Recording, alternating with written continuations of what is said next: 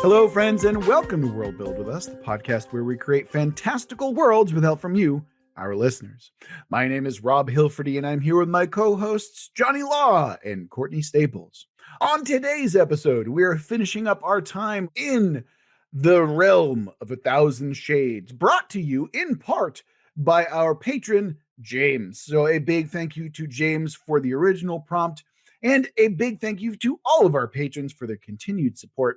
And of course, if you want to support us yourself, we are on Patreon, where there's a reason that we have two parts here, because patrons get two parts instead of one for regular listeners. So if you want access to that or access to any of the other goodies that come with patronage, you can go over to our Patreon and support us that way.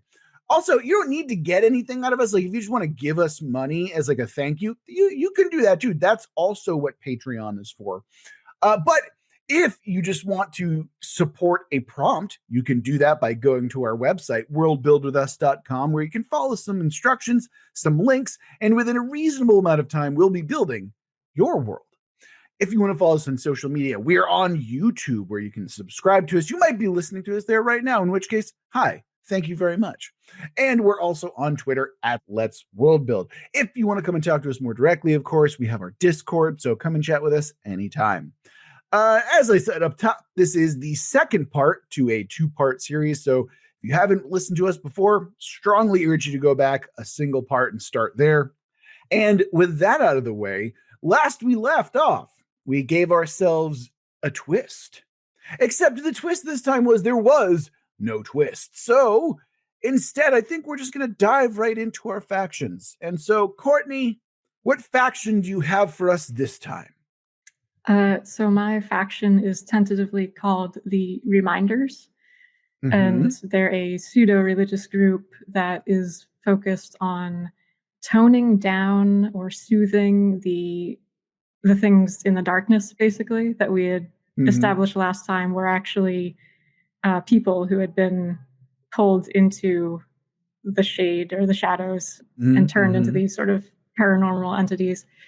So that is their kind of general goal. I'm thinking that some within the group are probably also interested in trying to like actually pull people back from that. But overall, they do rituals where they pretty much go into the darkness and gradually like dim their lights until it's barely there. Like they can barely see, they're barely protected by that light.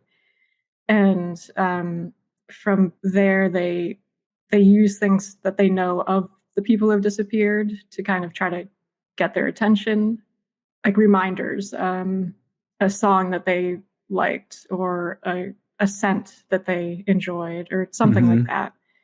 Where they're So would you say that this is how you remind me of what I really am? Is that what they're trying to do here, Courtney? Yes. Hold on, let me try that again. This is how you remind me of what I really okay. am. Thank you. Yeah, exactly that. That is exactly what they're going for. Sometimes I am here for fun, and sometimes I'm here to make people suffer. I apologize for nothing. Continue on with your very cool idea, Courtney. I'm sorry. No. But no, that's kind of the gist of it. It's like they want to soothe these entities to kind of prevent the attacks, if not, send them along to the next plane of existence, or basically calm them in some way to keep them from dragging others into the dark. To me, it also sounds like an anglerfish type of thing, where it's just like they act as bait in a certain kind of way, right? Where it's just like, hey, remember me, remember this aspect of your life, and they're trying to like pull them back. They're literally luring them to the very dim light that they have with them. Yeah, pretty much. That's a cool image that I hadn't thought of, but I like that. I was thinking more of like cats and a laser pointer concept. Where they're just like, get the dot. And I thought my Nickelback reference was bad. Okay, yeah. Oh, it was. Don't worry. Oh man, yeah. I'm truly just torturing my co-hosts today. I swear. You start singing "Modest Mouse." I'm fucking leaving. Oh, that's true. I forgot how much you hate Modest Mouse. Okay. Well, as long as we don't all float on, all right, I think we'll be okay. So, Nice.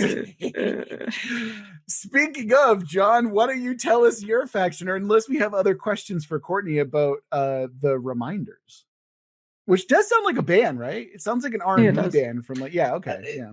It also makes me think of the Guilty Remnant of I was kind of thinking about them, but no I think original ideas. I think they're very different vibe. Yeah. What is the Guilty Remnant exactly? I've not heard of that. It's from the Leftovers show. That was that HBO that was on? HBO, yeah. Excellent show. Yeah, I would strongly recommend everyone watch it. It's a cult that like they're all about not moving on with life after this event happens that starts the whole show. Interesting. Yeah. How does that work? Are they just like pseudo Luddites where it's like the world must stop here, basically? They only wear white. They constantly chain smoke. They don't speak, and they protest any events that are trying to show the like revenants to the actual event and the people that were lost in the event. It's a really interesting, weird faction. Yeah, they're pretty fascinating. Mm-hmm. Sorry, I just like that was my Patty.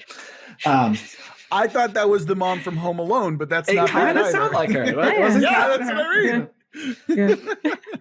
Different actors. Oh my god, John! Why do I feel like I'm allowed to be more unhinged when you're on the show? I don't understand. It's just kind of my goal in life is to make people feel comfortable and embrace the beauty that is chaos. Interesting. The Taoist in me. Yeah. All right. Anyway, were you good for the moment with that, Courtney? Oh yeah, I'm good if you guys want to move on. Excellent.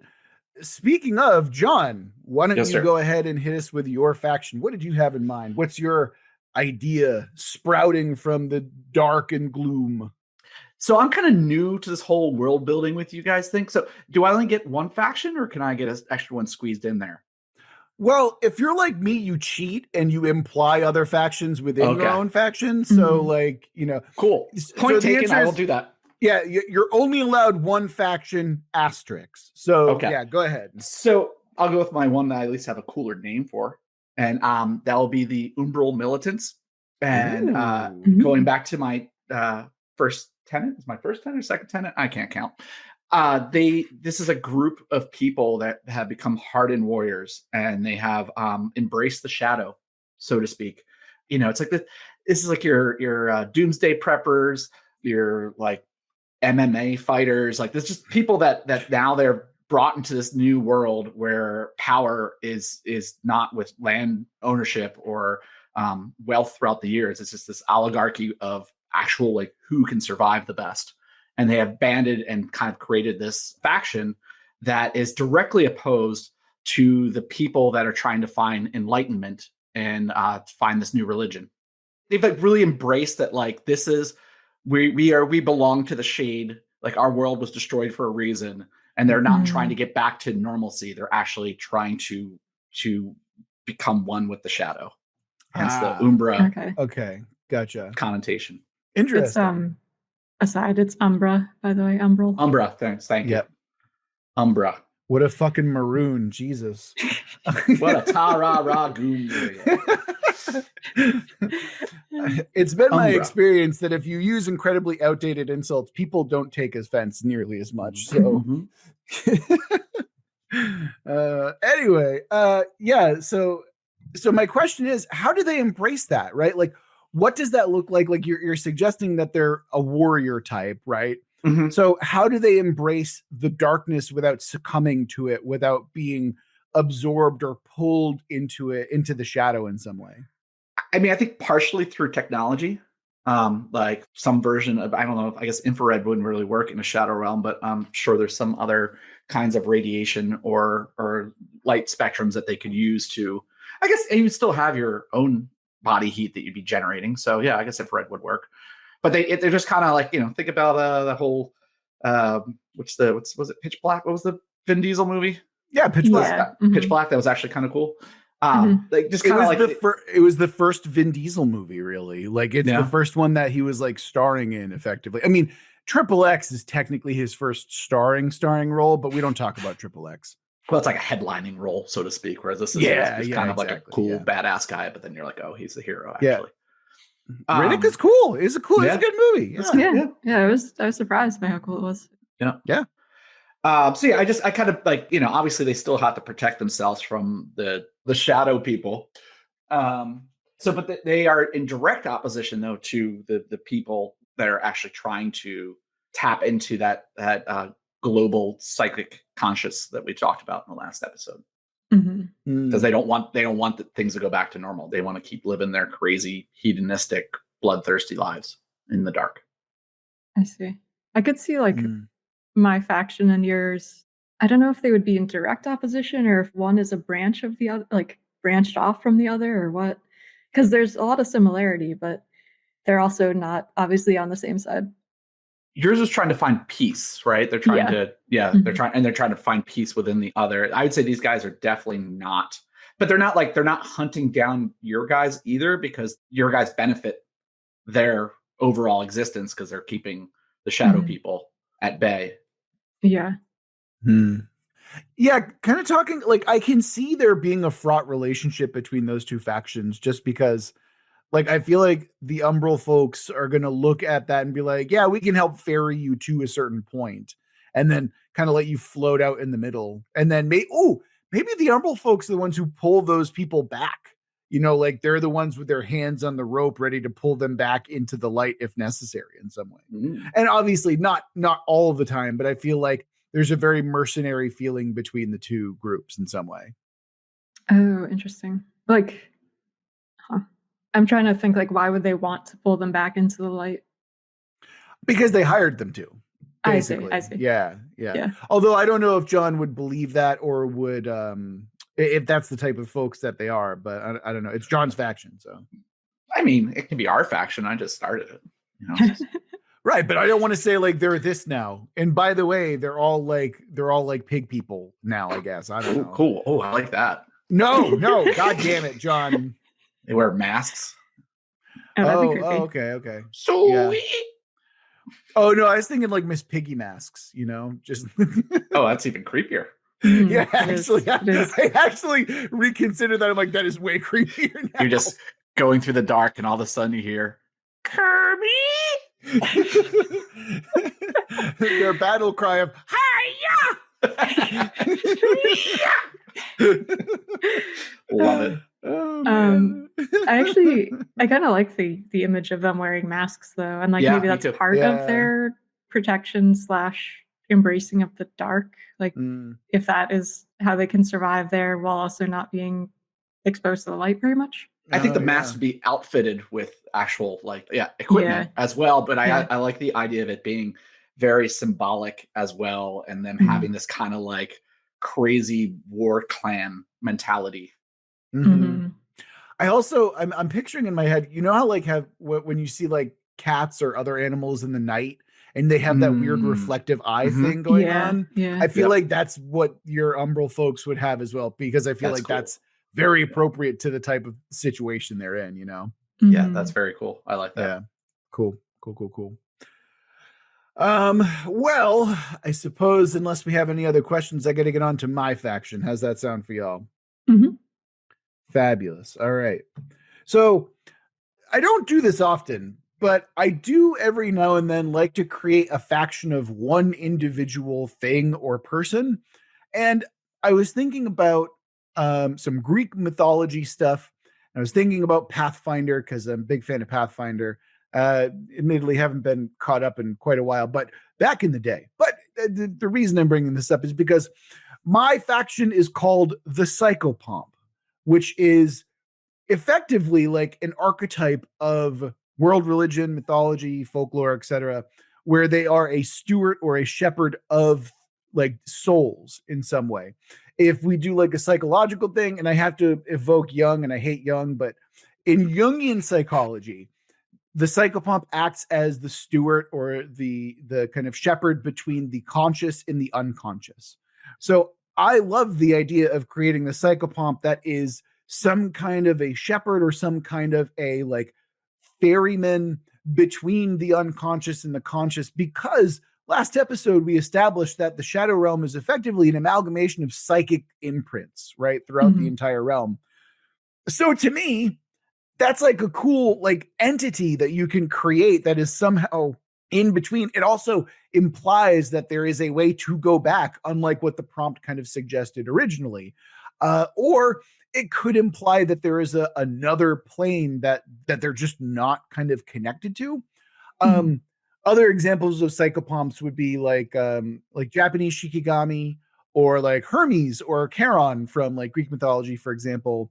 And there's like a bunch of other ones, like shamans typically play the role in like their societies as well, where they're very specifically they're not judging, right? Like that's kind of the big difference, that they're not judging the souls of the dead. They are ferrying them. They're only guiding them there, right?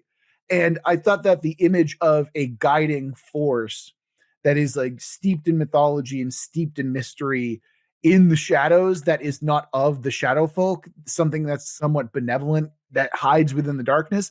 I just thought that'd be a cool kind of concept that we can run with. Yeah, it's interesting because one of the other ideas for a faction that I was toying with was like a group that wanted to get back to the material plane, and like they believe that there was a way to go back. I do wonder like if this entity, this psychopomp, has like accrued a following like that, probably unintentionally. I like the idea that like it can exist in like multiple places at once, or it's like able to be so far away from like various places that it's basically like a cryptid, where Mhm. like you can't pray to it because it doesn't have a response necessarily, right? Like there's no way that you can summon this thing. It just so happens to appear sometimes, and no one understands the circumstances as to why. But I love the idea of like legends and folklore and like stories popping up from various places, and as people start to come together, they start telling the story of the psychopomp, of this thing. And yeah, that's kind of what I had in mind. Mhm. Though, I mean, to pray, you don't need to get a response. Most people don't. If they do, they're considered crazy. So going to previously on World Build with us, we talked about how the Shadow Realm was created throughout the millennia, so to speak, by different shaman and people that like tapped into different parts of their psyche and whatnot, and whether it be through drugs or meditation or whatever. And we kind of like postulate that that was how this was created. And then finally, when the scientists started discovering or working on the portals, they actually fleshed out the rest, and that's why that kind of fit into Courtney's tenet. Do you think that this reflects back into it, or is something completely different? What do you mean by reflects back into it? Well, is this psychopomp or this entity, are they like the conduit of this, this collective psychic energy that has created the world itself? Was it created when the first person delved into this part of their brain or their being? So like the being of the Shadow Realm, basically, right? Mm. I mean, one, that's a really cool idea, right? I think that's a really cool idea. What I'm concerned about, right? Part of what I find appealing about the faction, or about the Psychopomp, is its mystery. So I can see it being like, this is the first thing, and like it has created a connection with humanity or with consciousness, because it like I've been there since the first person dreamed, right? And it has this kind of loving relationship, or at least caring relationship. And so once like all humans came to its realm, they're like, oh, finally I can help them, or something like more physical than that. Like I also am thinking of this idea that this is actually a human who is on the physical plane and is like a survivor of the, like the sun exploding, basically, right? And has somehow managed to maintain life, and is like trying to pull people back, but they basically only see them as ghosts. So that's the thing, right? Like you can take this in a bunch of different directions, but I think creating your own mythology and creating an explanation for the Psychopomp is its own reward, and kind of like the fun playground that you let people have fun on. I like to think of it as AI. Yeah, why not? That's troubling. What are their hands look like? Is there a pathway to get to? I'm actually wearing an AI art club T-shirt right now. It's got a hand with multiple fingers on it. I find it funny. Is there a way to get to this entity? Is there a way to reach them? Is there a psychopompadour in a sense? If there is, I don't think that our current narrative allows for that to exist. I think that no one has discovered a way to reliably get in contact with the psychopomp. So it just depends on the psychopomp and circumstances then.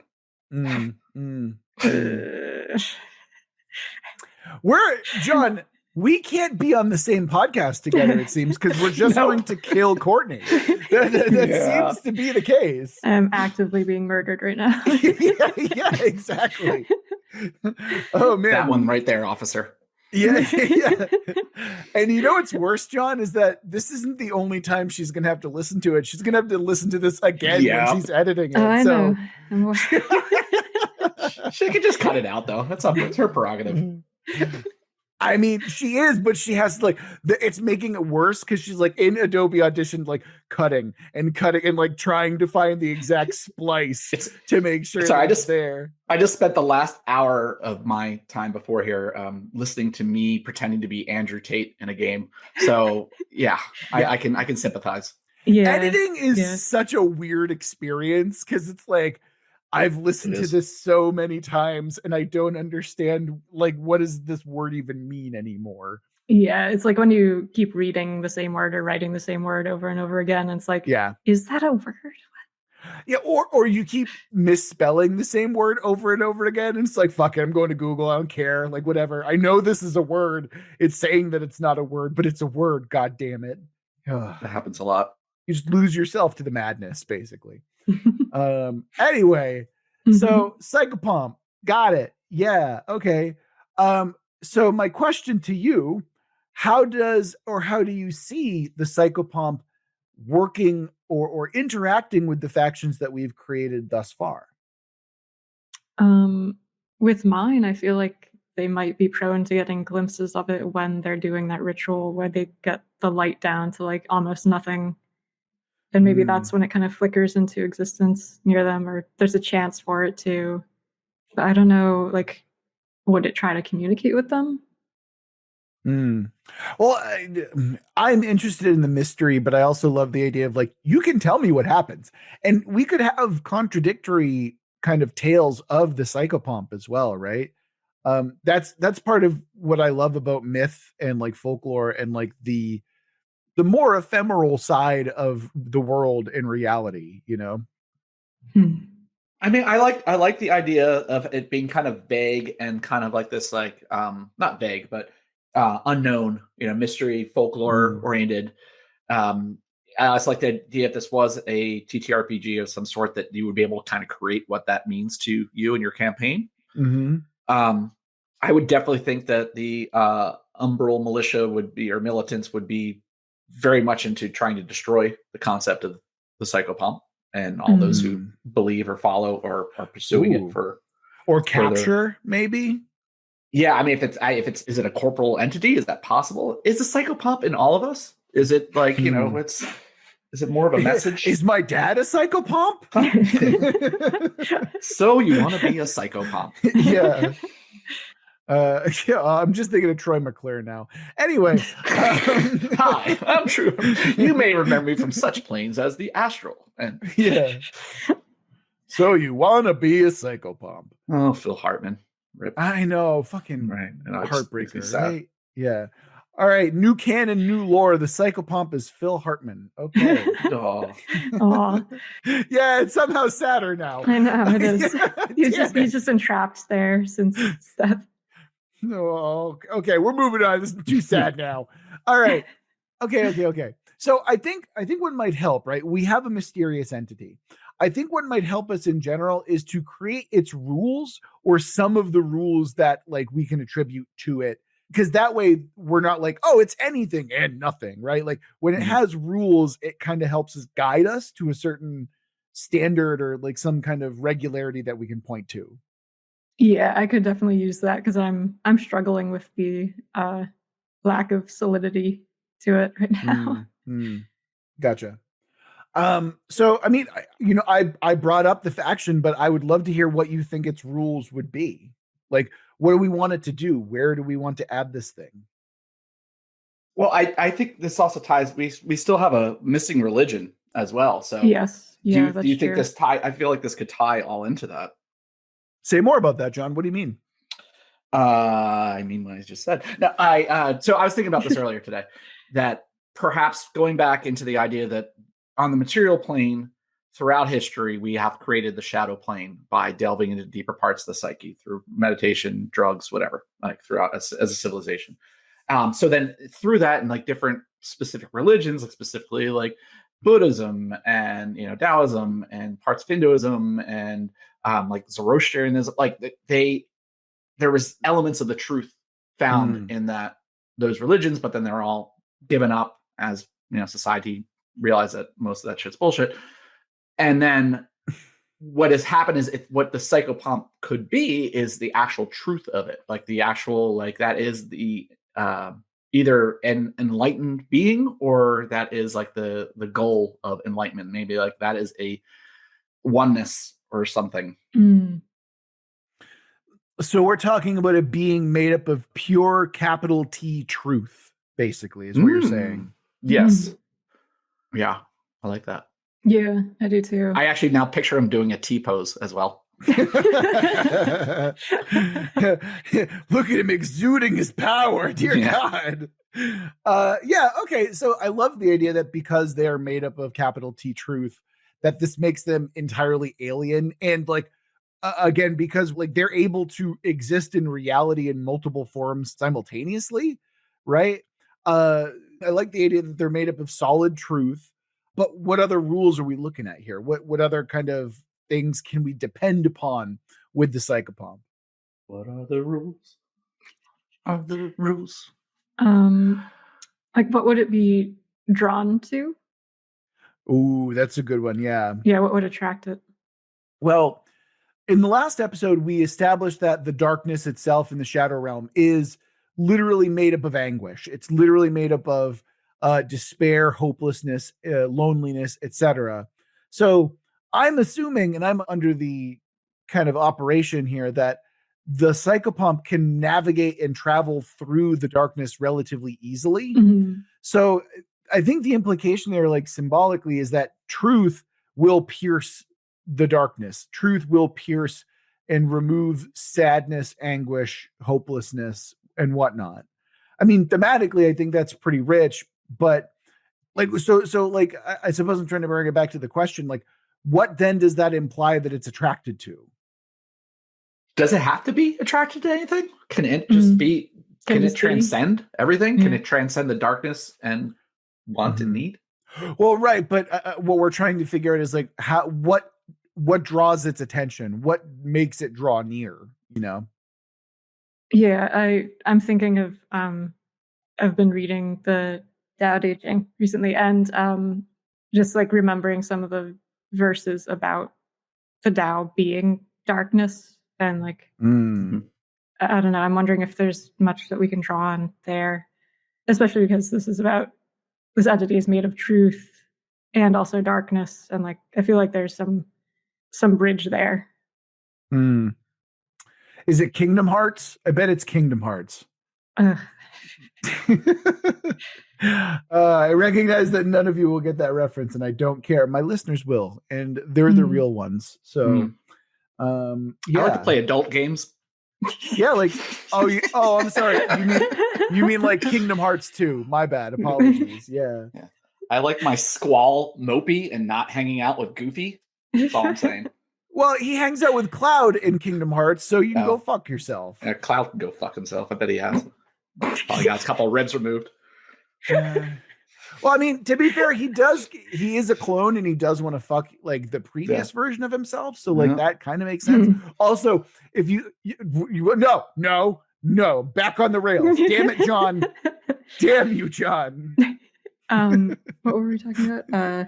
I don't fucking know, Courtney. So going back to your episode, going back to your Taoism kind of connection. Yeah. I mean, there is the whole thing. It's it's literally what yin yang comes from. It's the idea that one part must embody another part, its opposite, to exist. So without light, there is no shadow. So there has to be some light still, even in a plane made of shadow. So I think like some tying into something like that, or there's just the balance, the overall balance in the world. Right. Yeah. So it's a symbol of hope then. Yeah. Or peace. Yeah. Or like potential. Yeah. Oh, potential. There you go. I think potential's cooler, personally. I'm sorry, I'm really locked down the down. There's one of my favorite chapters involves, although it's the spokes that make the wheel, it's the hole in the middle that makes it usable, or like same thing as the clay makes a pot. It's the space in between the clay that is what you use. And so I kind of like that idea that's the Psychopomp has. It's getting deep all of a sudden. That's their goal, is to kind of teach that or embody that element, that even though there is loss all around them and there's darkness, that within that you can find hope and you can find potential. That's what pulls people together ultimately, for better or for worse. Yeah. So if this is the case, right? I mean, if first of all, John, that's great. Absolutely love that. I didn't write it. I just say no. I don't care if you wrote it. It's still good. I mean, okay, whatever. Anyway, to me, this suggests that humanity are the empty vessels that could be, drawn to the Psychopomp or drawn to despair. And there's kind of like this pull and push that they have to navigate in some way. And the pull towards each other is what will eventually bring about some kind of new age or new hope or potential, whatever. Huh, I like that. Yeah. I'm getting like a visual now of like a dark circle, and like outside of the circle are the lost people, and then dead center is the Psychopomp, and it's like humanity spiraling around it. And it's like, how do you you go outward? Do you go inward? Or can you maintain position and have a constant orbit? Like a spiral galaxy almost, right? Yeah. Except that's its fucking eye is a spiral galaxy for the Psychopomp. Yeah. And then, of course, like the Umbral Militia, as you're talking about, they're the ones spiraling out. They're the ones who are seeking. No, they want to shoot straight through. They want to kill the Psychopomp. Like that is the the antithesis of their being, because it's trying to keep balance, and they're trying to they're not they don't want to become the shadow people, but they want to kind of change the shape of the circle. I guess I don't. I'm not good at geometry. Interesting. They want to own the circle themselves. Yes. Basically, they want to control it. It all comes back to capitalism. They're trying to wield the wheel of production in some way. All right. Well, we've spent a ton of time on the Psychopomp, which I'm okay with because it's my faction. But do we have any other questions? What else do we need to talk about? Because we had no twist. We got to dive right into those factions. I'm glad, actually, looking back on it, that we went this far. But what are we thinking about now? Is there anything else that we have to talk about, or are we good? Did we just nail it? We figured it out. I definitely want to build out the world a little bit more, because I do want to do more with my faction for sure, and I want to hear more about John's too, and how they interact. My curiosity would be what is civilization at the time of the viewer or player or whatever coming into this story? What is the state of civilization? Yeah. How long has this been going on? Yeah. Are there planets and countries? Yeah. Well, I think the easy question that we need to answer, if we want to figure this out, is, well, what do you think the most interesting point in history would be? Is it after there's well-established civilizations, or is it right as this is all happening? Is it somewhere in between? Is it somewhere past that? What are we thinking overall? I would say after some establishment of and the discovery of the Psychopomp, or the actual the verification that it is a thing that exists and is not just folklore. I think that'd be the most interesting to me, because I mean, it'd be cool to go back and read about what happened when they did, it's my whole thing with, what was that movie with the dragons and Christian Bale? I was so pissed when I saw it in the theater. Rain of Fire? Rain of Fire. I'm like, you're not going to show me the dragons fighting the actual military? The world I know? That's what I want to see. I don't want to see fucking the band of dudes pulled together. John, it's because no one would believe that our current military would lose to fucking dragons. We have nukes. We have amazing technology. Yeah, no, that's why Christian Bale with an axe is going to kill a dragon rather than the entire fucking United States military. I know he gets eaten. I know. No, that was Matthew McConaughey. Oh, it was Matty Max. Yes. I forgot. It was Matty Max. Yeah, no, you're right. You're right. All right. Even still, I'm just suggesting here that axe versus dragon Like, we expect the dragon to win, but we had fucking nukes and that didn't work. Like, but they're immune to nukes. They're immune to heat damage and nuclear radiation. Like, that's you know what doesn't require heat damage? Projectile weapons. Like, guys, we have guns. Like, why? God damn it. Okay, whatever. Scales are slanted in such a way that it refracts the bullet. Come on, keep doing this all day. Let's go. What else you got? Makes sense. Okay, no, but I'm just suggesting that that's why we don't have that scene, because it's like, they were like, how can we show that the dragons defeated all the world's armies? Oh, we can't? Cool, we're going to skip that part then. Got it. Okay. Just like when we got to the Matrix and they're like, hey, how did the robots take over? I'm like, hey, don't worry about it. You're thinking about it? Stop thinking about it. And then the Animatrix showed us how, because it's way cheaper to animate stuff than it is to actually show it in CG, especially for that time period. I love how we're totally off topic again. Anyway. We can't stay on topic for more than 3 minutes. Not at all. Dear God, yeah. So we were talking about the... Yeah, where do we start the story? Yes. No, I'm down to start it. Yeah, after things have been kind of established a bit, maybe like if it's a generation or so in, generation or two, like not at the very start, because I feel like if it was the very beginning, that would just be so many pieces to try to put together. And if it's too far in, then we kind of lose sight of what's brought us here in the first place. Okay. What is the event that kicks off this new era? That is where we're starting. Like, what is the major event that happens where it's like, is it the first connection between two major civilizations for the first time in forever? Like, is there a message that gets shipped out or like that gets sent across the shadow plane? I like the Psychopomp finally answers. Ooh, interesting. Okay. I was gonna say, because last time we had talked about how, since this plane is like a reflection of all of history and everything was kind of closer together previously, maybe it would be like when people realized that they could use their consciousness to like fast travel between points. Okay. But I do like the idea that the Psychopomp finally speaks. Oh, well, that's the name of the episode, by the way. The Psychopomp speaks. Like, there we go. Yeah. Done and dusted. Great job, Courtney. Thanks. Honestly, yeah, like the idea that we're looking at a post-religious like timeline, and then finally this thing that is effectively a god being in this realm speaks for the first time, or like responds for the first time, or like maybe even it doesn't, that it just like leaves a message in the stars or something like that. Yeah. Yeah, I like the idea of it leaving a message. Yeah. But something very clear and not like too metaphorical. Like, it's got to be like a definitive, it is real. This is not a yeah. Okay. How about it like arrives at the largest settlement of wherever it is, and it places an object there and then like disappears. And like the great mystery is, what the fuck is it? What does it mean? What does it do? And we can then go from there. Like, imagine if God came down and left like a churro somewhere in like the United States. And it's like, what the fuck was that? Like that, obviously it's not a churro. I'm thinking of like a weird geometric object of some kind, but I just love the idea that like, bam, it's this divine-esque thing that comes down, drops the thing, and is out, right? So should we do it that it's, what was your faction? Was it the remainders or reminders? The reminders, but yeah, that's what I was thinking too, that like during some ritual, they're in this almost pitch black, faint light, they're like closing their eyes, maybe singing a song to try to lure somebody back or to soothe them or something, and then all of a sudden like somebody feels this object in their hand and opens their eyes and it constantly glows. Ooh. Like it sheds like sunlight. Like actually like there's a plant. Sunlight. There's a plant nearby and it like extends towards it.